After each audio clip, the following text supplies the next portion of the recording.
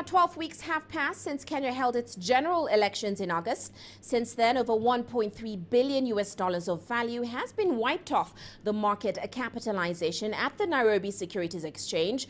Whereas in past elections, there's usually a decline in general consumption and investment, 2017 has been much worse. We're here, CGTN's Ramanyang explaining why.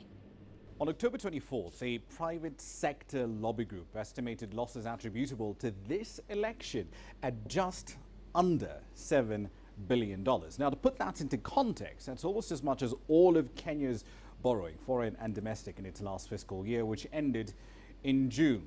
GDP and employment data for the second half of 2017, in fact for the entire year, won't really be out for another couple of months, but the leading economic indicators do point to a slow train wreck of a disaster. Take, for example, the Stanbic Market PMI Index. It contracted briefly early in the first quarter for the first time in series history, which goes back to 2014. It has, however, been stuck in contraction territory all the way from May. At that point in time, it was just under 50 points. But by September, when the Supreme Court nullified the result of the August 8th presidential poll, it was at 40.9 points. Now, three key things do stand out here. For one, employment in the private sector and the volume of new orders have declined for 2 straight months in August and September back to back. New export orders, they've also fallen for the first time in 3 years as international demand for goods and services has fallen.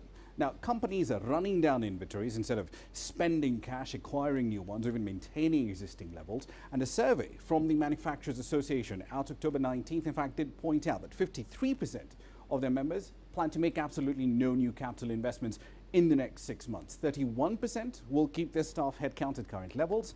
But this is a really scary number. 47% of them either are or will be reducing their existing staff. Now, manufacturing as a whole accounts for just about 3% of total employment in the country, nearly 80,000 direct jobs going by end 2016 employment data.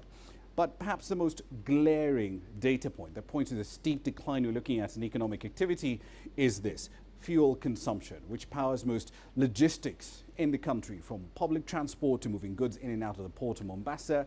On a year-on-year basis, Kenyans used about 14% less diesel, 15% less gasoline. Now, the trend line for consumption is just as alarming, since this basically shows just how big a dip we had here. This is 2017 in orange. That just shows how big a dip in consumption we had in July, just before we get to the polls in August, across all categories: diesel, gasoline, kerosene, you name it.